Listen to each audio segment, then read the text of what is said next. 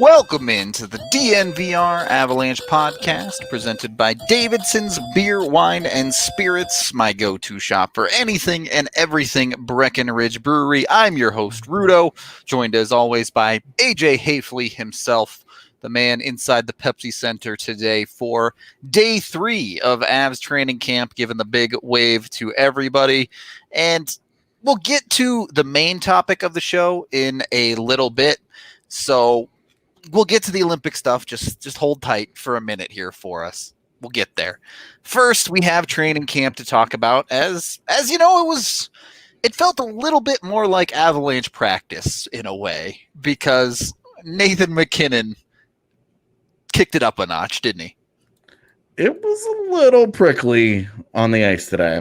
Nathan MacKinnon went into that championship mode and,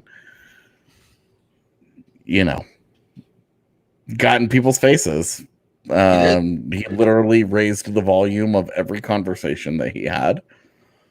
And none more so than the spirited chats he had with Nikita Zadorov while they were warming up and skating around and just hanging out. And then especially after they did a drill in which MacKinnon put a hard spin move on him, beat him pretty badly, and created a scoring chance that did not go in, which was the crux of Zadorov's point, in which he was like, "You didn't score. Why are you talking?" And Mac was like, "I didn't score, but it wasn't because of you." And it was friendly banter all around. Yep. It certainly nothing but praise from all of MacKinnon's teammates as of late, as we already talked about his Ted Lindsay nomination and all of that. But, multiple guys in the interviews today talking about, what he leads by example and expects greatness out of not only himself, but everyone around him. So he wants to win. That's for sure. Yeah. And really that's all this is about, is he just wants to get going.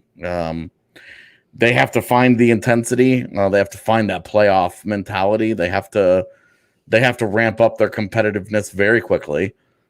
And during real training camp way back last September, MacKinnon did it on day 2. He got lazy this time around and waited until day 3 to start screaming at folks. So one extra day. Yeah, and it was interesting because way back last September, he was screaming at line mates and guys who weren't doing things right. Today, he was screaming at guys he was going up against because he just wanted a piece of absolutely everybody.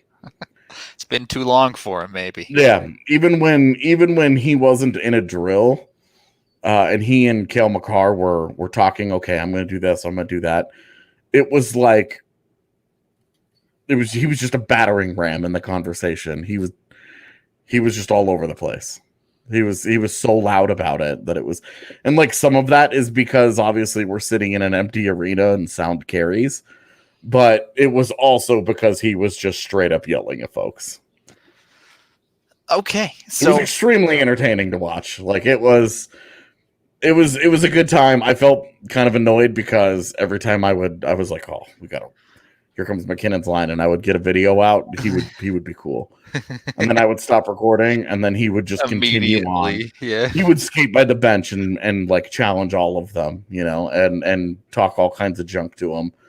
And I was like, I just need to ISO cam this guy. Right. He was just all over the place today, man. Like he was, and it rubbed off. Like people got sick of it, and they all of a sudden teammates were tired of hearing from him. So they wanted to hit whichever teammate got near them. And so that's what happened. There were some physical moments today where Bednar even had to yell at him and say, cool it. Like, I want you guys being physical and I want you being competitive and I want that to be your instinct. We have 2 weeks of you guys continuing to play each other. Please be careful. And if one of you hurts one of our stars, you are cut so hard. So AJ, is it safe to say that Nathan MacKinnon is your Strava Craft Coffee game changer of day 3 here? Yeah. Yes. Yes. He was the day changer for everybody. No just single game. He dictated everybody's day. For us, it was thrilling. It was something to watch, right? Because training camp can get a little blah. When you get a couple, like the first day is always super exciting because you're just like, oh my god, hockey, and then after that you're looking, like you're searching for something. Yeah, a few days in, and didn't everyone's have to search just today. kind of going through the motions of drills sometimes. Yeah. Nathan MacKinnon having none of that. He set the tone, man. He set the tone. There was no bones about it. He went hard. Well, maybe Bednar should give the boys a little bit of Strava Craft coffee to cool their jets, as the CBD-infused coffee can really change lives, help with aches and pains, migraines, anything along those lines. And, of course, the CBD is not psychoactive. You can get 20% off when you use code DNVR20 at checkout today, and even try before you buy in numerous locations in and around Denver. Continuing on with training camp here today, I think the name of the game today, at least in the interviews, was, look, this team is unbelievably deep. Everyone was chiming in saying, hey, we have 4 forward lines that we can roll out against any team in the league and probably come out better against. Yeah, we've talked about it a little bit on the show recently, that their fourth line, very good. But when you look at that third line, I mean, Nemesnikov, Comfer, and Donskoy, I mean, you're talking about a grip of 30-point guys. Each one of those guys, 15-goal guy easily that could just roll out and snipe, put one on you. Yep. And that's such a dangerous line. Because the way that they've set this lineup up is that they've got the stars up top and then Burakov Ski with Rantanen and Mikko right now. And we talked about it yesterday with Nichushkin running next to Landeskog and Kadri. That's set up to be a shutdown defensive stopper line that can obviously also punch you in the mouth on offense. And let me take this time to just add, Val Nichushkin has looked awesome. There you go. He has been on fire. The skating is there. He is driving the net. He put a spin move on somebody today that I didn't catch the number of the embarrassed party, but put a spin move on him, went right at the net, and he's just looked so good. He has looked like he's got the kind of confidence and the kind of swagger that he didn't have at any point, even last year. Even when he started scoring, he still wasn't playing with the kind of confidence that he's shown in camp so far. He's looked so good to me. And if he could find another extra step in that offensive game and get a little finishing touch, and suddenly he turns into a 45-point guy, they are in the money with that guy. Yeah. He is. I mean, what a gigantic difference that would make. He has looked so good, man. And if he's able to keep that up next to Kadri, we may not be talking Taylor Hall in the summer, or I guess in the fall. We probably won't anyway, but given the flat cap, I don't think we will be anyway. I mean, he's got to go somewhere. He does, but it does not feel like the Avs are in the same position they were this year to acquire someone like that. But that's not the point. We're talking about the Avs' depth here, and a depth that is already incredibly strong. We're talking about multiple 30 and in some cases even pushing 40-point players with someone like a Yonas Donskoy on their third line. Mm-hmm. If you had a Val Nichushkin in that same range, I mean, how do you even try and stop this team? You hold on tight. Hope for the best. You honestly, you load up and you do everything that you can to shut down Nathan MacKinnon, and you say, hey, I know that there's a handful of other guys that can beat us, but make them do it. True enough. Make them 1 out of every 4 games, this line can beat you, or that guy can beat you, or that guy goes off, or whatever. Make it be that game. That's the only way. I mean, it's the same thing that people have been trying to figure this out with Tampa Bay for years. You just shut down that top unit and you hope for the best. How can you not love that for the Avs? The way they're set up offensively. Most nights you're not going to stop McKinnon, and there are probably some second lines in the league that I think can keep up with the Avs. Oh yeah, they're definitely like Landeskog, Kadri, and Nichushkin line it's rock solid. It's very reliable. It's the goods. I mean, you're talking about 220, two guys who score 20 goals every year in Kadri and Landeskog. And then, Val Nichushkin, who's shown himself to be an elite defensive winger. Great. But it's not, you're not looking at it like, oh my gosh, this is so killer. It's good. It does work. It's scary. It's competitive. It's formidable. It's got a specific job. Yep. Cool. I think that's what is really starting to hit me as we've hit day 3 of camp now is the Avs flexibility, not just in the middle six, but their entire lineup. Yeah. You want to put Burakov Ski on the first line? Great. You want to put Landeskog on the second line, Nichushkin on the second line, Donskoy on the second line. The only real positions that they have 100% locked in top to bottom are McKinnon 1C, Kadri 2C. Everything else you can mix and match. Yeah, you really can. You can, and ice time, all of that. We've talked. Nemesnikov can play all forward roles. Yep, he can do whatever the hell he wants, man. JT Compher can play all forward roles. Donskoy can play both wings. Burakovsky can play both wings. Yeah, I mean, this is a lineup that they've gone out and they've gotten guys that can do enough different things that combined they can do everything. It's a matter of, okay, like that versatility is great, but now they also their challenge is maximizing it. And it's like you love that you have a lineup full of guys that can do a lot of different stuff. But at some point you've got to hone in on what you do, what certain guys do well, and you've got a hammer at home. Yep. And that's where Colorado's challenge is trying to find an identity at a certain point. Yeah, find the right fits and find the guys who work the best together and go from there.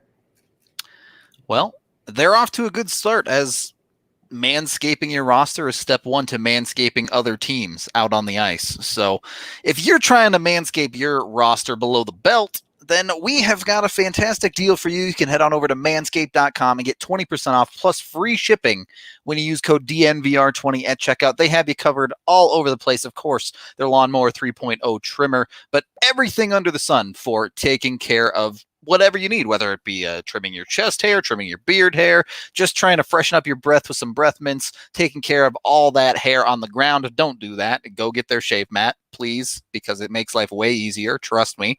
It's honestly a fantastic product, top to bottom. Everything from them will get you fresh and ready to be looking good, either in the bedroom or out on a night, out on the town. You can't miss with Manscaped. Give them a go today. Again, DNVR20 to get that discount at checkout. And of course, we have our favorite, as DNVR Bets just got off the show, DraftKings Sportsbook, the #1 sportsbook app out there, as AJ's like having a breakdown over here. I see him muting himself and just giggling like a little schoolgirl over there. But you know what? I'll be giggling like a little schoolgirl when I make a ton of money off of the Avs winning #1 seed in the Western Conference. So DraftKings Sportsbook is the place to go to get all of your betting on here in Colorado. They're an awesome thing where you can bet on, look, hockey coming back. Yes, that is my forte. But if you want to bet on KBO, if you want to bet on table tennis, NASCAR, you name it, you can bet on it anywhere and everywhere in DraftKings Sportsbook land with amazing odd boosts every single week. Some of them are like so good you have to take them. It's basically free money for you. So get on it, DraftKingsSportsbook.com. You can go ahead, or DraftKings.com/sportsbook, excuse me, and use the code DNVR when you sign up for a limited time. All new users get a $1,000 sign-up bonus when you use that code. Must be 21 or older, Colorado only. Bonus comprised of a first deposit bonus and first bet match, each up to $500. Deposit bonus requires 25x playthrough. Restrictions apply. See DraftKings.com/sportsbook for details. Gambling problem, call 1-800-522-4700. Second period of the DNVR Avalanche Podcast, presented by Davidson's Beer, Wine, and Spirits. AJ, have you recovered? All right, can you speak again? I'm good, yeah. Okay, I don't even want to know what he was giggling about over there, but you really don't. Just trust. Okay, I'll leave it at that. Something Avs fans may be giggling about come next Winter Olympics is there's a good chance that Avs will have a player on the majority of the teams, if not nearly all of them, at the next Olympics. So it was a promised episode. We're here to do it as, first of all, the CBA has confirmed there will be an Olympic break for NHL players in both 2022 and 2026. So you can expect the top players in the world to be coming together again. Right off the bat, there's not going to be any conversation about whether McKinnon, Landeskog, and Rantanen are going. Those three will be on their teams, no doubt. Yeah. I would add Makar. I would as well, and I fully expect it to happen, but maybe not quite on the same 1,000% lock level that those first three are. Yeah, that one feels, I guess you could say it's probably more like 90%. Yeah. There's still some projection, but like that dude is gonna be on that blue line. He's one of the very, very few current NHLers that was invited to go to the last major Canadian international event. True. So, given that, the NHL didn't go, but he said no at that time, of course. Yeah, well, he had to go play for UMass in the year in which they weren't good. That's true. He was their only hope. He had things to do, and that was after winning WJCs with Canada already as well. But either way, right after, which certainly played a role. Yeah, exactly. Had more travel, would have been a lot more time away from everything for him. But 3 more weeks away from UMass, and it's like I didn't come to college to play in international competitions. Exactly. Need some time in college here. But the reality is these just aren't the interesting guys on the Avs lineup when it comes to the Olympics. They will be there, and that's kind of the end of it. Where you start getting into more interesting conversations is, let's start with Grubauer, because I think he's almost certainly going to be on the German team. Oh, yeah. But will he be on the German team as an Av is a different question. To be determined. His contract expires at the end of next season, so we'll have to just see what happens with that. But I think Grubauer should definitely be in line. Honestly, I think both goaltenders. Grubauer, I think, is a slam dunk for Germany. Grubauer's the starter, yeah. Pavel Francouz, I think, will be in competition with a handful of guys who are okay. Yeah, we'll see who the hot hand is come Olympic time. Francouz's competition is Peter Mrazek and David Rittich as far as NHL goaltenders from Czech Republic are concerned. So yeah, not like the cream of the crop of NHLers, but like some solid goalies. Yeah, certainly. If you're basing it off of experience, Mrazek has 250 NHL games or something. So yeah, Francouz has also done well at the Olympics before. So also true. That might give him the one experience inside track. And certainly people from the Czech Republic will know him from the KHL and things as well. So he probably has a bit more of a track record in that regard too. Yeah. The Czech, I mean, since we're already here, the Czech Republic, we've kind of talked about it. I thought there was a better chance of it. You thought there was no chance of it. I think we kind of settled on somewhere in the middle. Yeah. I think we moved closer to each other where we're like, yeah, we'll see. Yeah. But Martin Kaut has work to do. I think it's fair to say that if they were taking a 30-man roster, he would be on it. But as one of the 18 who's going to play, he's got some work to do. I would agree. A lot of it is going to come down to next season and what his role is in the NHL and what he can produce. He's certainly, if there was a Olympic selection camp, he would definitely be at that. Yeah, definitely.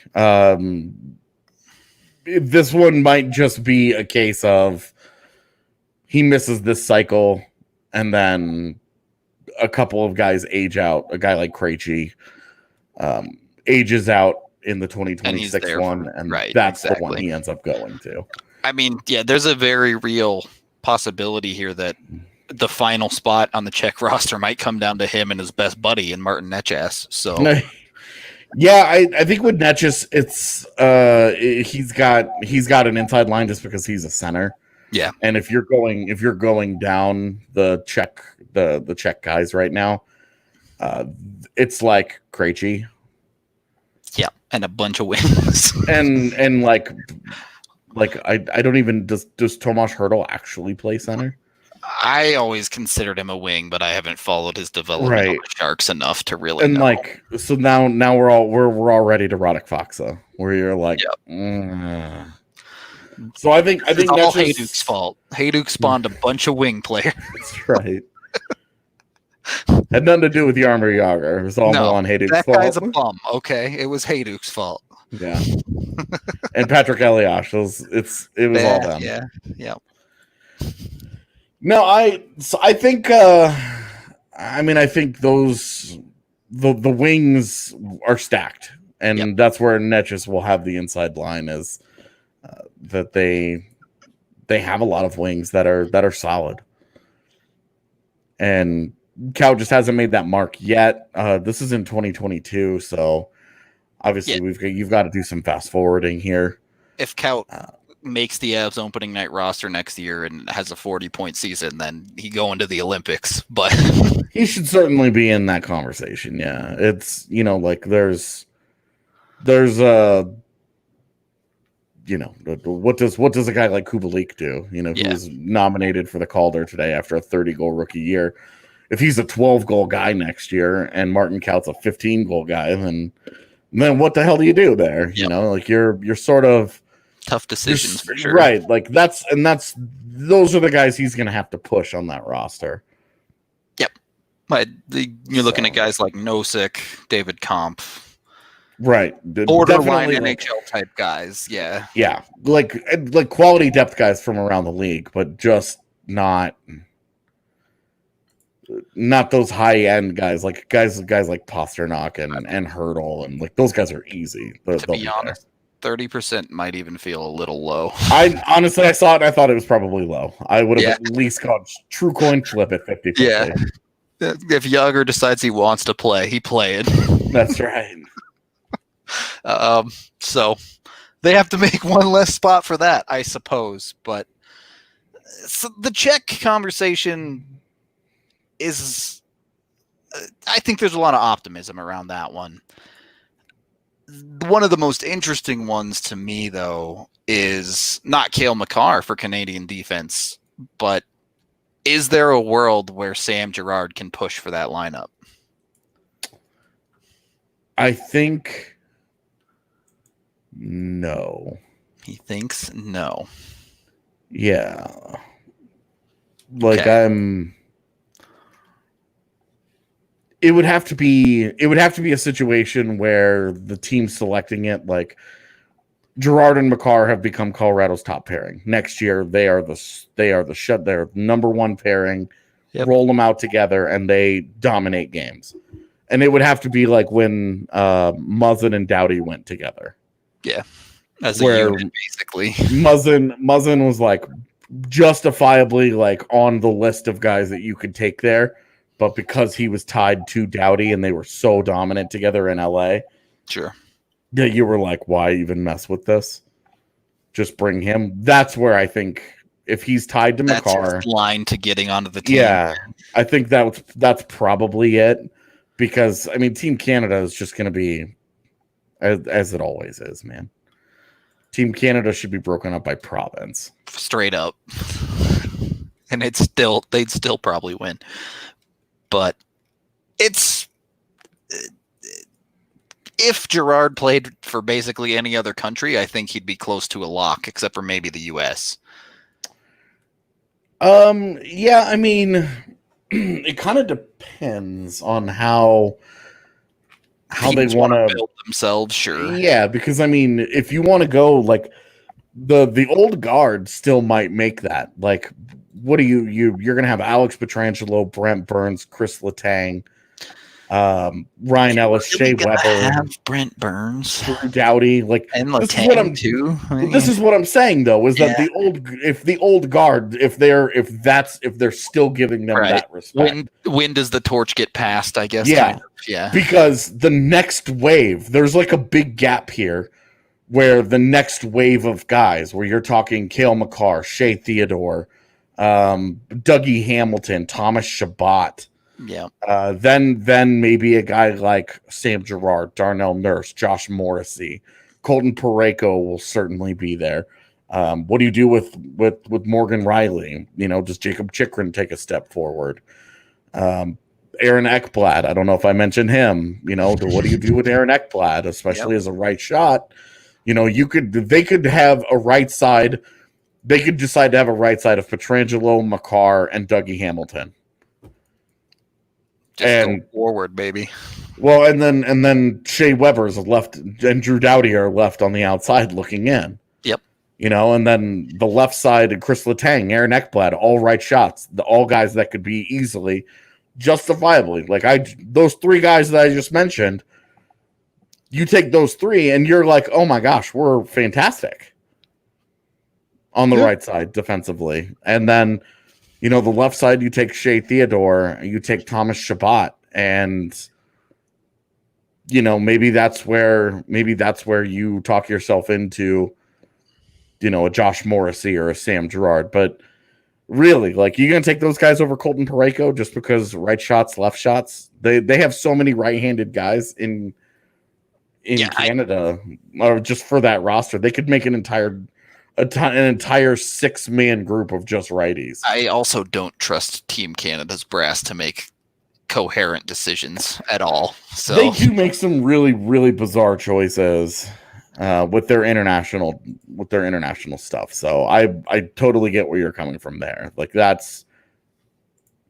I'm like going through it. I'm like, oh, this guy and that guy and this guy could be great and that guy could be.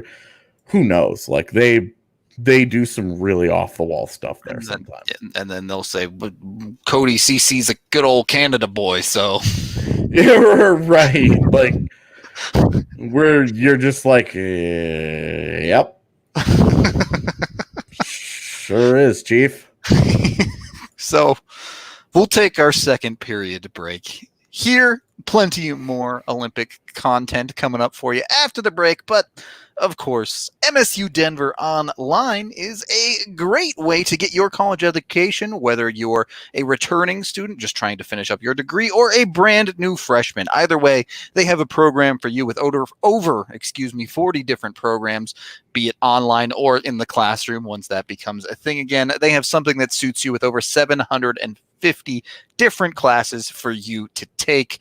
We have multiple people here from DNVR going, including Harrison Wind and Ali Monroy, who have said the teachers there are super engaged and extremely responsive, as well as many of them having worked in their industry. So they bring industry knowledge, not just classroom knowledge, for you to learn and network alongside. So one of MSU's mantras is learn to lead the change, and MSU Denver Services is a steward of the community, and they believe in value without compromise. So give MSU Denver Online a try today and see if they're right for you.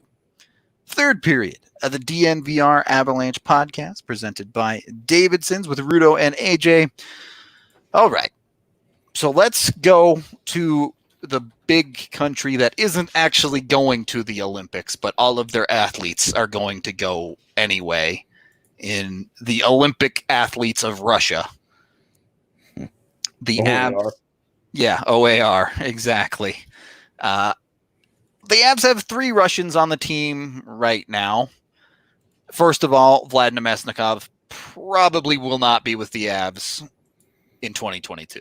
Yeah, of the guys that are going to go on Team Russia, Namestnikov has the best chance and also the best chance to no longer be an Av. Yep, I would agree on both counts with that one. The other 2, I do think there is a very, very good chance that Zadorov goes. Russia does not have a ton of active defensemen ahead of him. Looking in the NHL right now, you have Orlov, Kulikov, Provorov, Sergachev, and then Zadorov as far as career points. With rounding out number 6 is with Zaitsev. Yeah. So from that regard, Zadorov looks pretty good. The one thing about Team Russia is they love to bring a couple of KHL guys every single year. Yep. And does that maybe push Zadorov off of the list? And you can get into the fact that he might not be an Av either, but yeah, Zadorov, there's a decent chance he's also not an Av. I think he's going to be kind of like Kaut, like he would be right on that line. He might have some work to do. Because for me, I think the Provorov, Sergachev, and Orlov is where you start that defense pretty easily. Yeah, those 3 are all go for sure. And then from there, you're having conversations about, a guy like Lyubushkin from Arizona this year was okay. How do you feel about Kulikov? How do you feel about Zaitsev, Zadorov? Gavrikov had a decent year. Like, kind of sorting through a bunch of meh on after the top couple of guys who are, I think, obvious. Yeah, man, I would agree. It's pick your poison for Team Russia on which ones they want to bring, basically. However, Zadorov is someone who did play for their world team in 2019. Mm-hmm. Which, it's Worlds. It's a lot of players don't go or whatever you want to talk about it. They're or they incomplete can't rosters. Sure, but at very least, the Russian selection committees are aware of Zadorov and have looked at him in the past. Yeah. And then, I think there's a, if I had to put odds on it, I would say 70% chance he goes. That's pretty solid. But you're still talking, there's still 2 years here. And right. Well, and for a guy whose career has been plagued by inconsistency, I'm just not I'm not so comfortable rolling the dice and being like, oh, he's totally got to be the guy. And while those 2 years may hurt Zadorov, those could be taken advantage of, I suppose I should say, by Val Nichushkin, who, if they selected today, he's not on Team Russia. Right. I think of Russian forwards this year, he was the 13th highest scoring. Yep. And that's with guys like Tarasenko behind him. Because of injury. Yeah. And but that's another one where it's like, okay, you're balancing. Are you turning over a new leaf to a younger generation? Are you giving Kovalchuk another go? Are you giving Anisimov another go? What do you do about a guy like Mikheyev from Toronto who was on his way to a very productive year but got hurt? Nikita Gusev, great point producer, but we haven't seen him play defense in 2 leagues now. Yep. So it's, there's a lot of conversations. The Russians, of course, very, very, very set at the high end of the forward roster. You know, Ovi, Malkin. yeah, I mean, Panarin, Kucherov, Malkin, Ovi, Svechnikov, Kuznetsov, Dadonov, Buchnevich, and Gusev and Radulov and Nemesnikov. Like, you just, all right, great. Dennis Gurionov had a great year. The thing is, maybe that's the inefficiency that Nichushkin can take advantage of as a Russian forward that can actually play some defense. Yeah, that's where if he has another year, like the one that he just had, you could easily make an argument that Nemesnikov, Gurionov, and Nichushkin is like your shutdown defensive line, who all three, by the way, are very, very fast, despite two of those guys are huge. Yeah. Gurionov and Nichushkin are huge. And if they can maximize the defensive ability and their speed in the Olympic setting, those three guys could absolutely be a handful. So I Nichushkin's obviously on the upswing this year, but we'll see. That's another one where it's like, well, you got to do it again. There's still work to do here, but not so hard to talk yourself into that guy.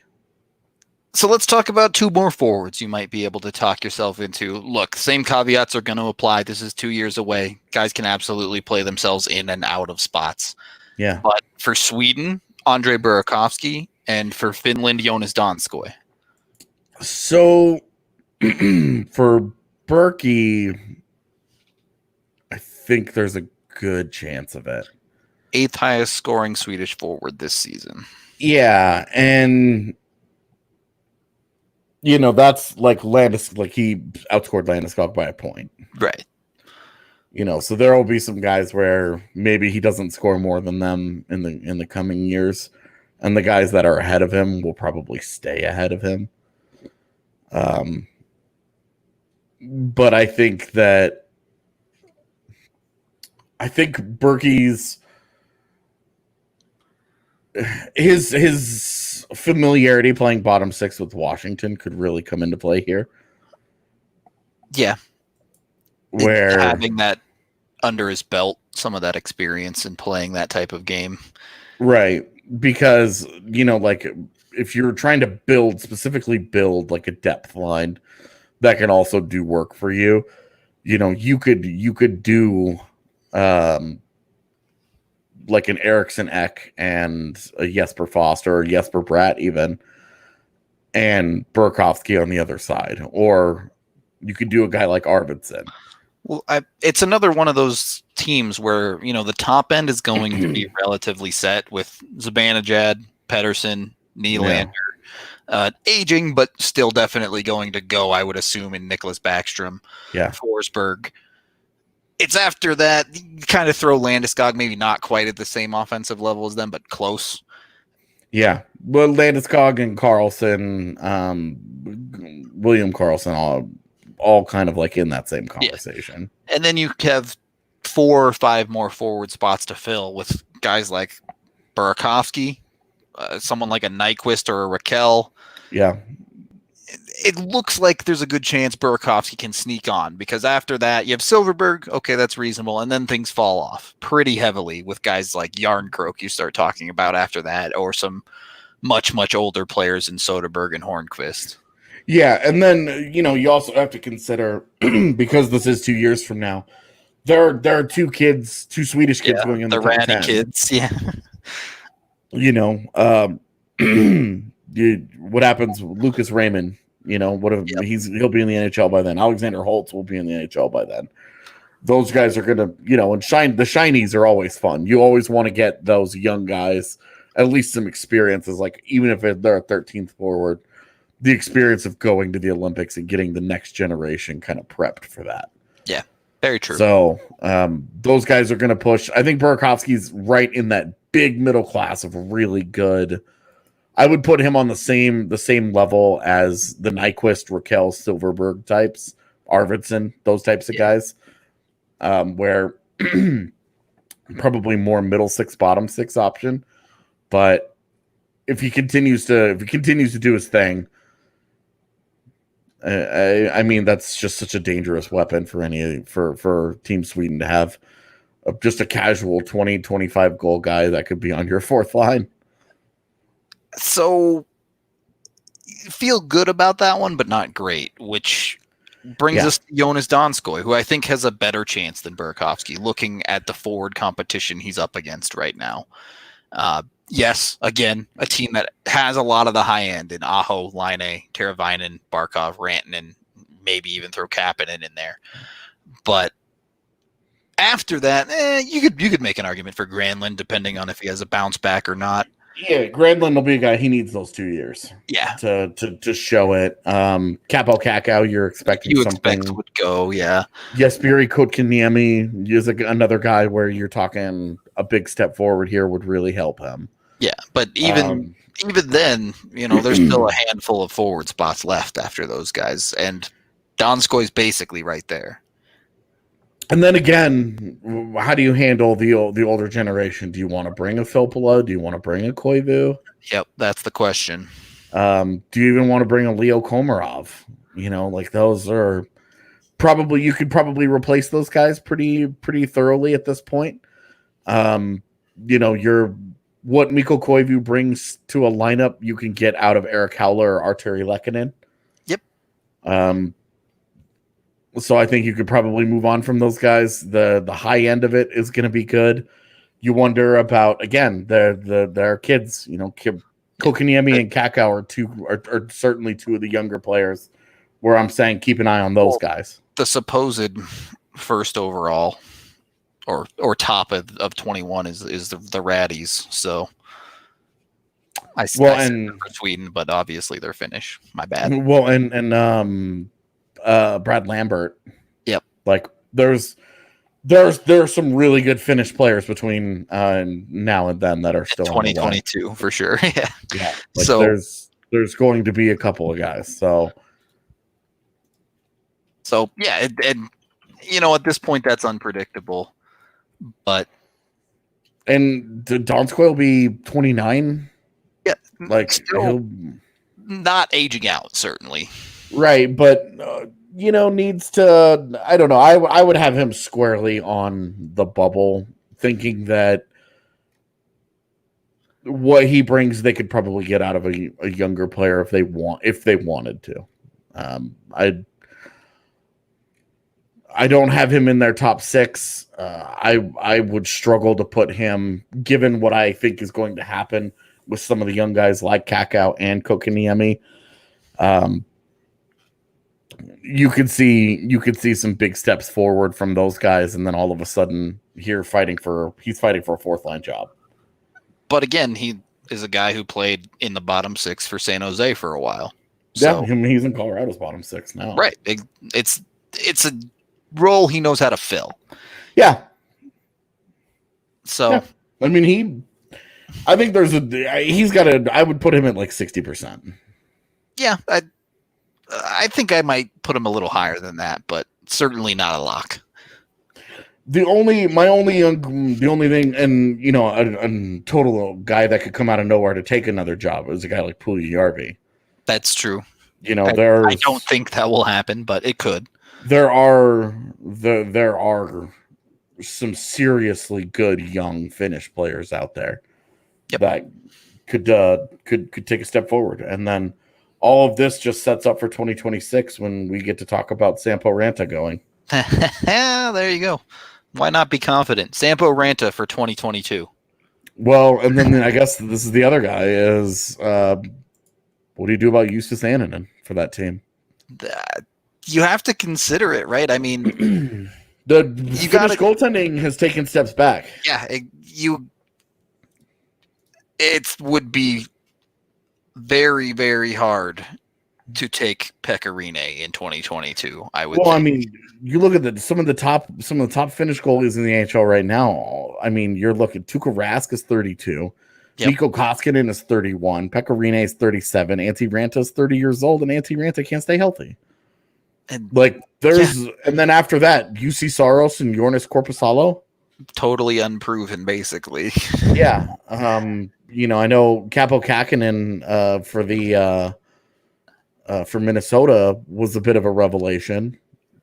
And like Finnish goaltenders they've produced a couple of guys consistently over the years. So I expect this will get replenished. But like you're looking at their goalies right now and you're saying, well, Tuukka Rask is easily the guy that you would go with. But he'll be 34 by then. We don't know if he'll be quite the same guy. Yep. You know, you definitely don't think Pekka Rinne will continue to do his thing, given that he's already lost this one job to UC Saros. Yeah, and it's not like Saros took it from him by being average. Right, like he quote unquote took it from him as Pekka Rinne just backed away from a 900 save percentage. Yep. So I think you Sananen is a guy that outside could sneak in. You really like him for 26, is what you're really saying. Yeah, definitely the threat there. Okay. I like that one.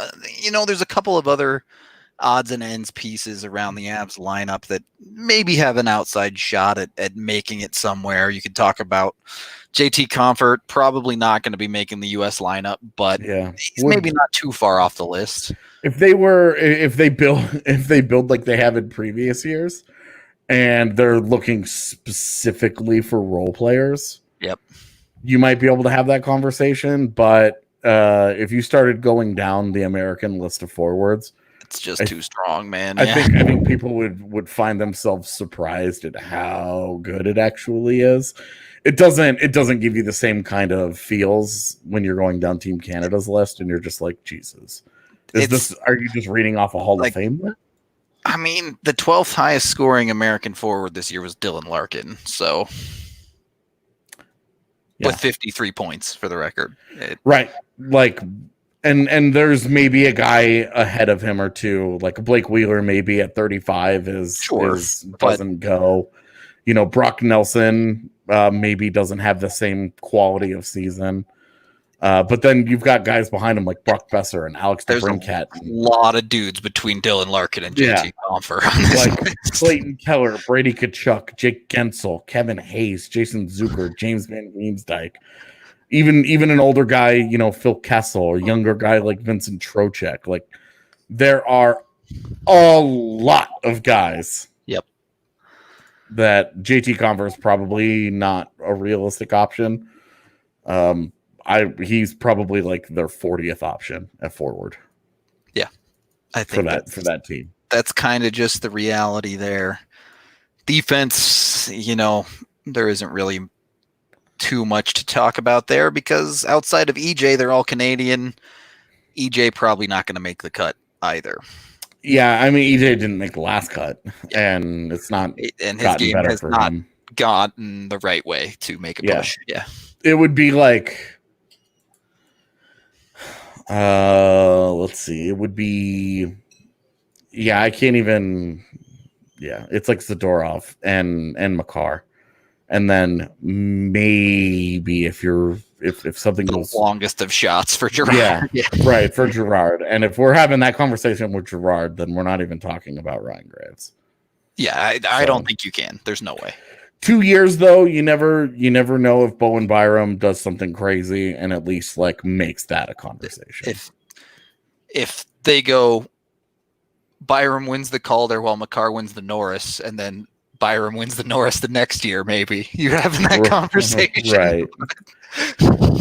The last guy, I'll bring it up because I think but I don't really think it's a serious thing, but I don't really think Kadri has much of a chance. No way. It's just a great player, no longer in the Olympic caliber conversation. Yeah, and I just think it's just too deep. Yep, especially at center. That team is going to play a bunch of centers on the wings, and there's still not going to be room for Kadri. Right, like they could have a top four of centers of point per game players.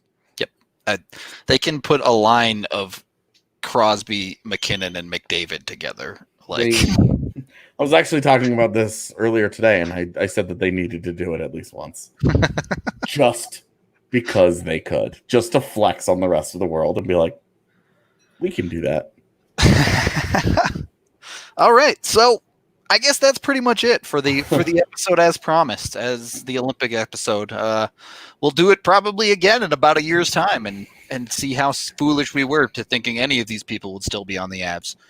Yeah, and 2026 will be even more exciting because then we'll be having serious conversations about Byram and Newhook as well. Yep. Like, that'll be fun. That'll be fun. But that is a long way off. So we'll get there when we get there. But for now, it's about time we wrapped up the show today with our very own Green Mountain Dental Group down in Lakewood, just 15 minutes from downtown. You can get a free Sonicare toothbrush from them when you schedule a cleaning, x-ray, and exam.